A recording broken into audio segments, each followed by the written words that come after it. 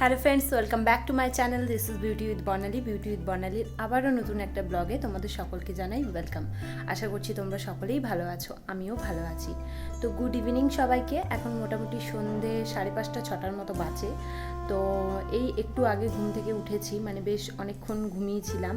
তো আমার husband phone করে বলল যে আজকে বাড়িতে একটু পায়েস বানাতে। তো মোটামুটি বাড়িতে সমস্ত কিছুই আছে, শুধুমাত্র দুধটা ছিল না। মানে তুমি যখন অফিস থেকে আসবে নিয়ে আসবে, তো ও নিয়ে আসুক সমস্ত কিছু। তো কিভাবে আমি বাড়িতে পায়েস বানাই আজকের ভিডিওটা আমি সেরকমই কিছু শেয়ার করব। তো অলরেডি তোমরা থাম্বনেল দেখে বুঝতে পেরে গেছো যে আজকের ভিডিওতে আমি কি শেয়ার করতে চলেছি। একদম ঠিক বাড়িতে কিভাবে আমি পায়েস বানাই, মানে ননের গুড়ের, নতুন গুড়ের প্রথম পায়েস কীরকমভাবে বানাই। আমি বাড়িতে নতুন গুড়ের পায়েস বানাবো। তো কিভাবে বাড়িতে আমি পায়েস বানাই আজকের ভিডিওতে সেটাই থাকবে। তো আমি সমস্ত কিছু আগে রেডি করে নিই, তারপর তোমাদের সাথে দেখা করছি। হ্যাঁ, একদম বলতে ভুলে যাচ্ছি, যারা এখনও আমার চ্যানেলটাকে সাবস্ক্রাইব করনি অবশ্যই সাবস্ক্রাইব করতে থাকো। আর প্রচুর পরিমাণে আমার ভিডিওগুলো শেয়ার করো, দেখতে থাকো, লাইক করো, কমেন্ট করো, এভাবেই পাশে থেকো। তো আর একটা থ্যাংক ইউ তোমাদের সবাইকে বলতে চাই, আমার ডান্সের ভিডিওগুলোতে তোমরা প্রচুর পরিমাণে ভালোবাসা দিচ্ছ, অনেকে দেখছো, তো তার জন্য অনেক ধন্যবাদ।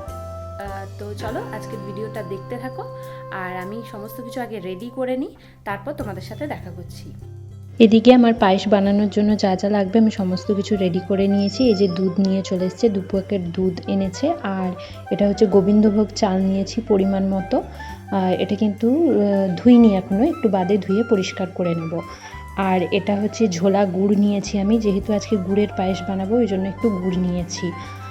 আর এদিকে নিয়েছি তোমার কিছুটা মিল্ক পাউডার, তোমরা যে কোনো ব্র্যান্ডের ইউজ করতে পারো, মানে গুঁড়ো দুধ।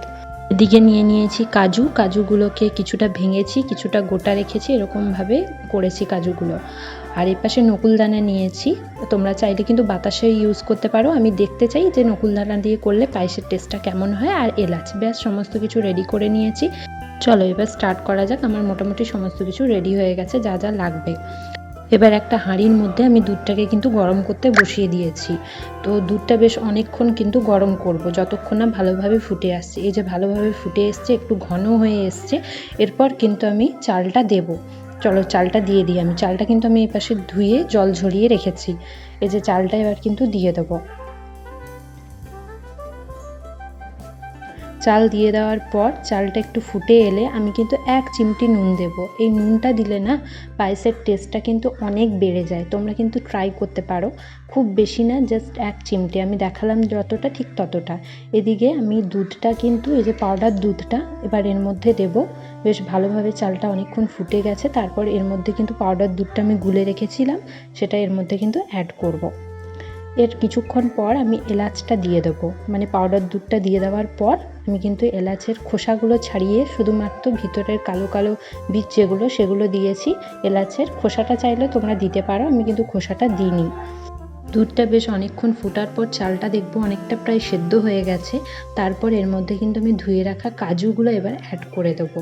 তো চলো কাজুটা এবার আমি দিয়ে দিই। কাজুটা ধুয়ে রেখেছিলাম, ধুয়ে এবার কাজুটা এর মধ্যে অ্যাড করে দিচ্ছি আমি কিন্তু এখানে কিশমিশ ইউজ করিনি। কিশমিশ ইউজ এই কারণেই করছি না, যেহেতু আজকে গুড়ের পায়েস বানাবো। গুড়ের পায়েসে কিশমিশটা দিলে খুব একটা আমার ভালো লাগে না, মানে পার্সোনালি আমাদের বাড়িতে কেউ পছন্দ করে না, ওই জন্য কিন্তু আমি এখানে কিশমিশ ইউজ করিনি।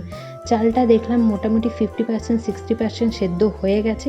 এর মধ্যে কিন্তু এবার আমি মিষ্টিটা দেবো। মিষ্টিটা কিন্তু তোমরা আগে দিও না, চালটা আগে সেদ্ধ হবে তারপর।